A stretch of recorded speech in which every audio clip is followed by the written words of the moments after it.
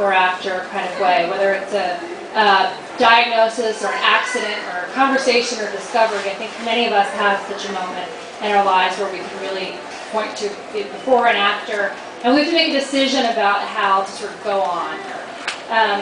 The book is definitely about motherhood and how sort of all-encompassing that is, and how love for our children can sometimes feel like the only unconditional, steadfast love.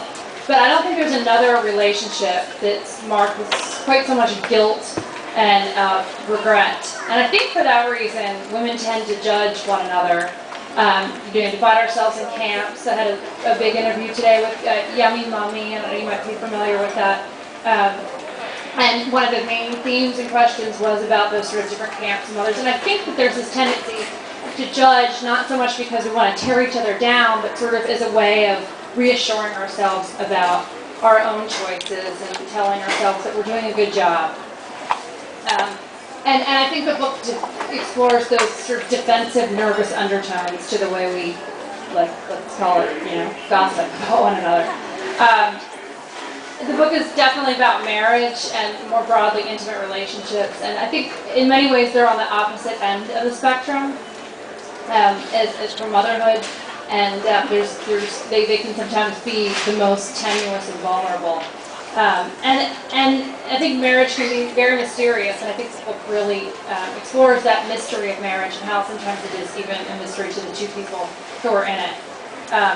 As I was writing the book, I thought a lot about how I think as we tend to view our life as this fairy tale, and we want it to be a certain way. This story, this movie-like story that unfolds.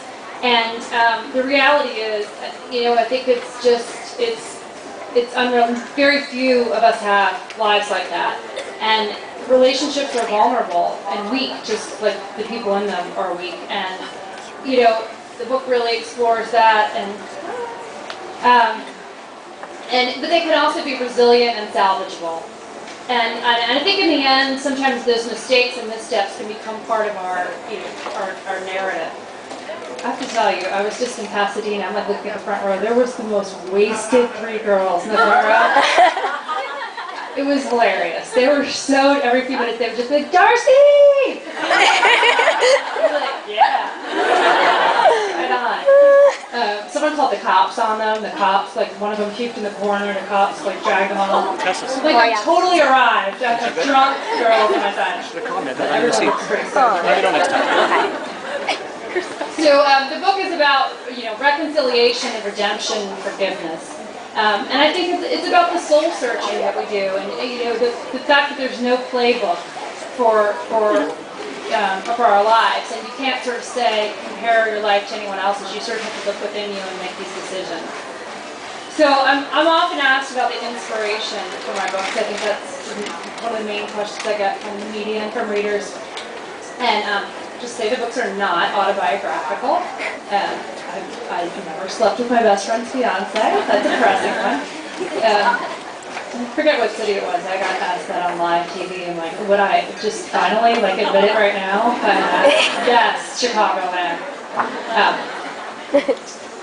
But I write about relationships, so inevitably I draw on my own relationships and experiences of friends and families, members when I write.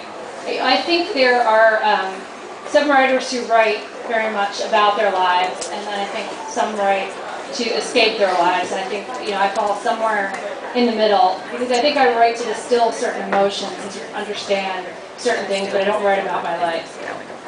But just as the book is about many different things, the inspiration comes from many different places, but this one did have a very specific spark, and at least for Valerie's story, and I'll just share that briefly with you.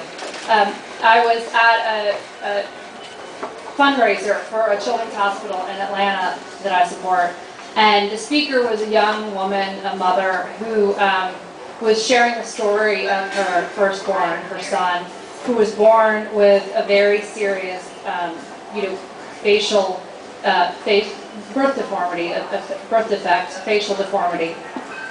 And she spoke of, it was unanticipated. It didn't show up on the ultrasounds, and so it was she had no idea until he was born. And she spoke about how the anticipation and how this moment, like many of the moments in our lives, we expect them to be a certain way. We want them to be a certain way. We imagine them to be a certain way. And of course, it was nothing like that. And she knew right away that there was something very wrong with him. And she could tell, not only from looking at him, but from the reaction and from the nurses and the palpable fear in the room, and from the reaction of family members, and how she said nobody would really look at her, and everyone was just so somber.